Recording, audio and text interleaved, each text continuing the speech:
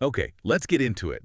We're unpacking a phrase that, you have definitely seen before. Oh, absolutely. Everywhere. Better together. Mm. It's on wedding hashtags, coffee shop windows. Maybe even a T-shirt you own. It's Yeah, honestly a massive cliche at this point, right? totally. But that's actually why we're talking about it. Exactly. The sources we're looking at today argue that even though it's overused, the human brain still really responds to this specific pairing of words. It doesn't lose its power. It seems not. So why is that? Usually when I hear a slogan 1,000 times, it just becomes white noise. What makes this one so sticky? Well, it all comes down to how we process information. Okay. The research points to something called binary opposition. Binary opposition. So like light and dark, that kind of thing. Precisely. We only really understand light because we know dark. We understand self because we know other. So our brains are sort of wired to look for the other half of the equation. In a sense, yeah.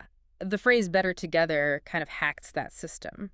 It suggests that the individual thing, while it functions, is sort of unresolved until it's paired. It triggers that desire for completion. Right. But hold on, doesn't that sound a little bit like a dangerous narrative? How so? It sounds a lot like that old "you complete me" trope, which kind of implies you aren't enough on your own. Yeah, that's a really great point, and that is the most critical distinction in the material. Okay, so how do the sources deal with that? They're very clear about separating dependence from synergy. Right. Dependence is, I need you to survive. Synergy is amplification. Amplification. The research uses the example of a shared meal. The food doesn't molecularly change because someone else is there, but the experience of it is elevated. It's the 1 + 1 = 3 idea. Exactly. It's about increasing value, not filling a deficit. Okay, I get that.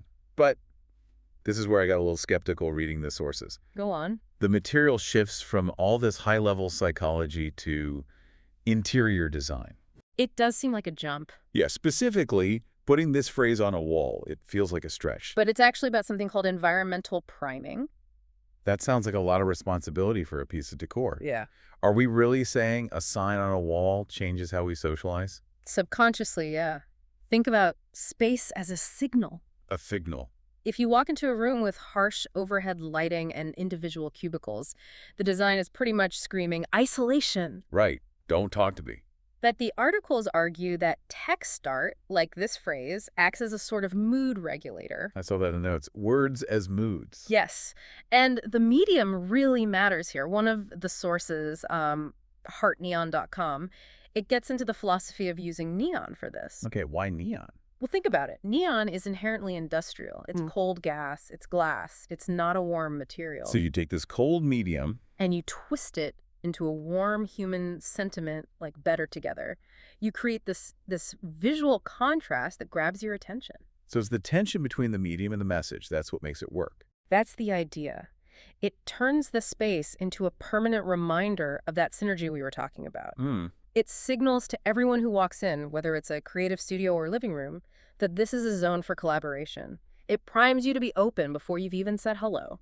I suppose that makes sense for workspaces.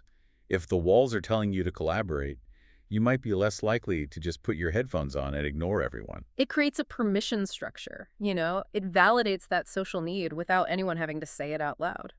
So if we bring this all back for the listener, the big takeaway isn't just that, friendship is good, but that we can actually engineer our environments to foster it. Exactly. Yeah. We often treat our walls as just passive barriers, but they can be active participants. The amplifier. If connection is about amplification, your environment should be the amplifier.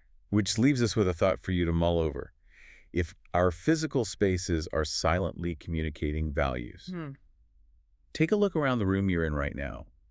What are the walls saying about how you should connect with the people around you?